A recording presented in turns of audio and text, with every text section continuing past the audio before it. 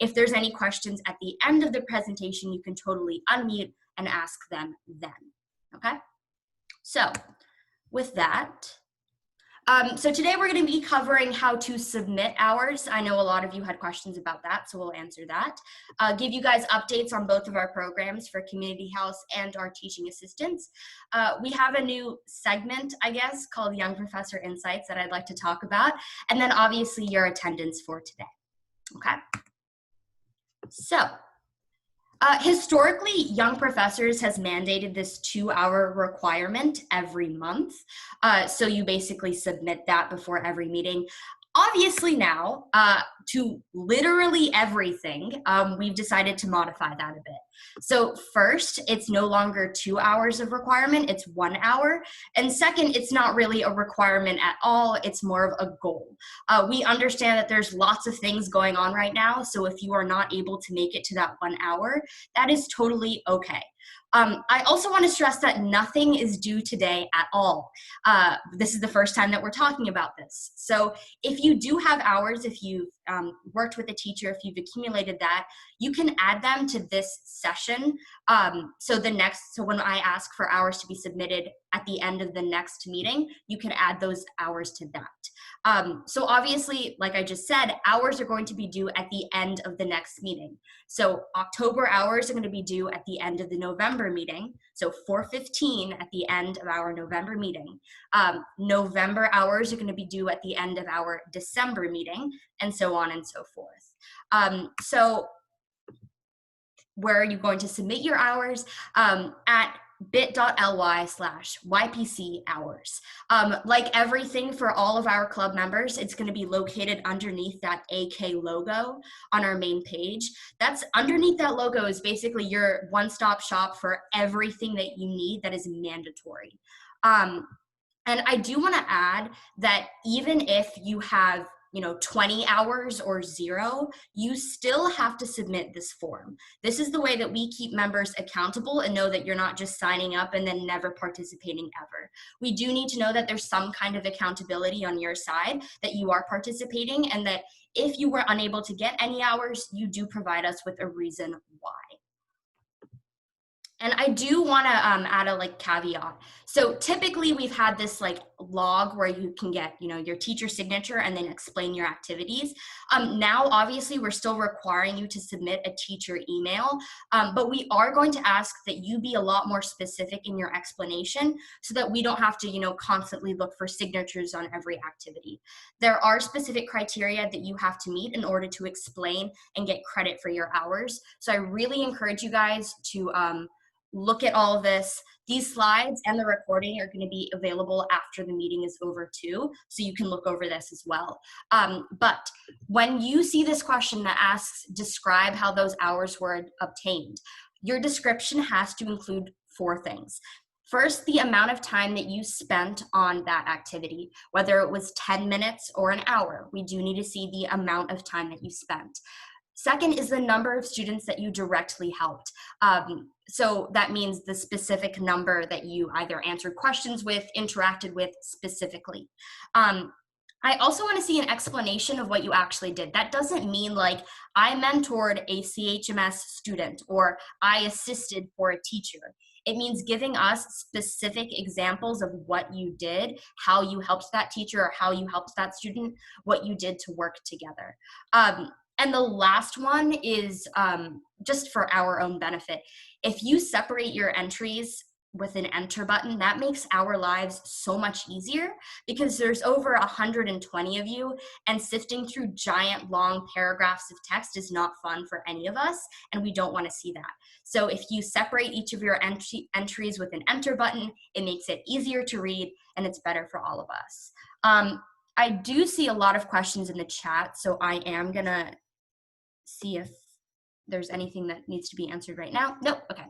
Sarah and Navina doing a great job as always. Okay, so hopefully that makes sense to everybody. Now we're gonna talk about the specifics of our programs. So first, our Community House Mentor Program. Probably the biggest question is, 1, have I been accepted? And 2, why haven't we started yet? I'll answer the first one. In this case, no news is good news. If we haven't seen anything on your application that stands out to us or is particularly concerning, if we don't reach out to you directly, then you are qualified to be a CHMS mentor. As far as why haven't we started yet, there is a lot of questions around hybrid learning, what that means, and Community House is working with their parents to kind of like figure out the mechanics of everything too. So which is completely understandable, 100%. But that just means that we might have to wait a little bit longer to get started with this program. That being said, though, we're not just going to sit on an empty remind and not do anything. I do want to see some kind of student action there. And that's where your preparation work is going to come into play. It is not an essay. It's like 5 questions that you can answer in 10 minutes. It's super short, not even 10 minutes. It's very short. What it is just a way for you guys to brainstorm ways you can interact with your buddy when it comes time to actually work with them. So what kind of icebreakers can you think of? What are some challenges that you think middle schoolers are facing now? How would you be able to address those? Those are just ways for you to take more initiative as you work to mentor your buddy and form that deeper relationship. So putting in that extra work on the right now will help you in the long run. Also, please join the Remind for the Community House Mentor Program. A lot of you guys did the hard work and submitted the application, but I saw a lot of people who didn't join the Remind. It's not really hard, just enter in that code. That's how you're gonna get communication and know when, we'll start actually starting the program and coordinating sessions and stuff like that. Okay. So let's talk about teaching assistants. A lot of you had a couple of questions about whether you needed permission to start. If you've communicated with your teacher directly, if you've reached out to them, if you have emailed them, if they've been like, yay, thank you for being my young professor, woohoo, you should be operating normally. You are free to help them. You don't need like a gold sticker from us. You are good to do your thing. If you decide later in the year that there's a teacher that you want to work with or confirm that you're going to serve as their TA, the process is going to be a little bit different. So you are going to have to send an email to that email on the screen. We do want you to include your name, your teacher, and why you decided to confirm now. And then from there, we'll send you that form directly. You can fill it out, and then you can progress from there. But you really should be, working with those teachers right now. So hopefully you guys are getting into the speed of things and know what to do with that. If you are an undecided teaching assistant, so now that the decided people have communicated with their teachers, teachers know whether they have a young professor or not. So you're actually able to be paired now. Either sometime this week or next week, we will be contacting the majority of you directly to match you with a teacher. This form will also be open throughout the entire year. So if you do want to apply as an undecided TA, that's an option that's going to be available to you. I do want to stress that the requirements have still not changed. There is a strong preference for juniors and seniors because they just know how the school works a little bit better. So just keep that in mind as well. But that form is still open for you and everything else. I am going to take this time to look at the chat really fast, see if there's anything that we need to address. Nope.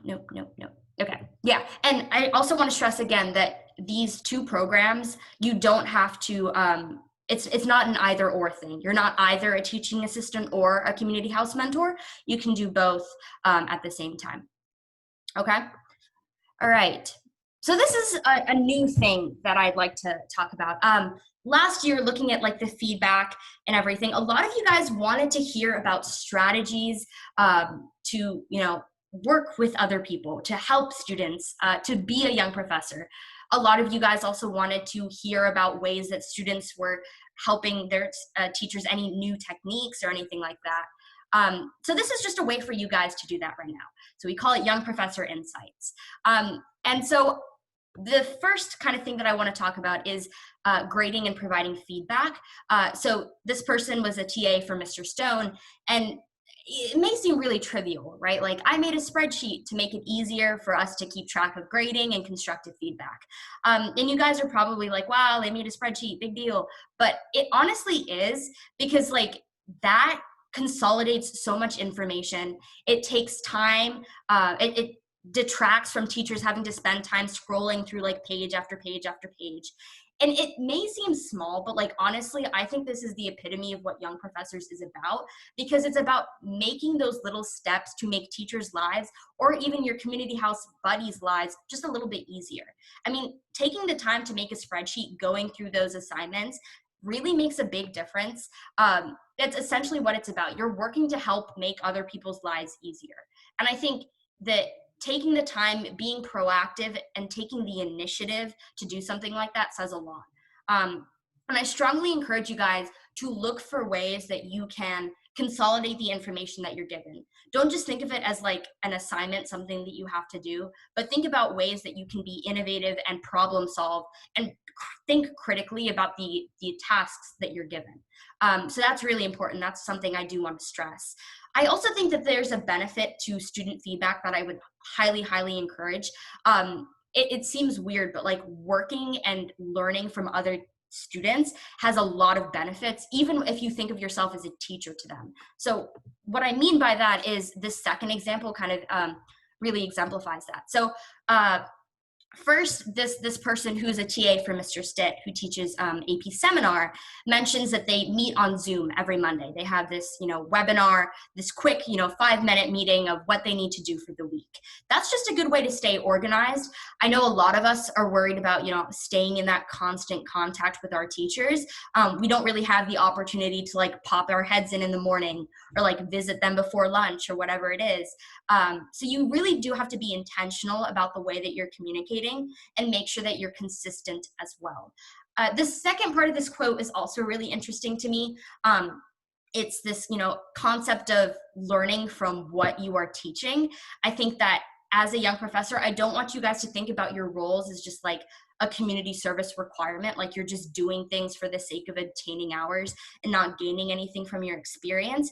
It really is about learning in different ways, not just like being in the classroom. So I really encourage you guys to take the opportunity to like reflect on what you're actually doing, whether it's grading an FRQ for a student and it's like really, really good. And you're like, wow, I never thought that I could write something this way or analyze something in this way. Even if it's learning from a current events assignment and just being a better citizen about the world or knowing more about the world around you. Just take the time to reflect on what you're doing. I strongly encourage that, and the entire team as well.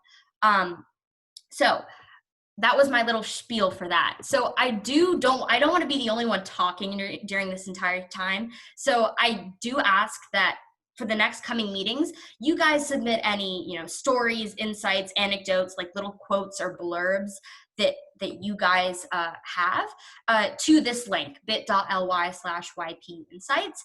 That's just a great way for us to get feedback from you guys, see how it's going. If there's any techniques you guys want to share. You guys have the opportunity to speak during meetings, actually interact with other people, so you're not just like listening to my voice for like 15, 20 minutes. So I highly, highly encourage you guys to take advantage of this opportunity and to share your insights as well.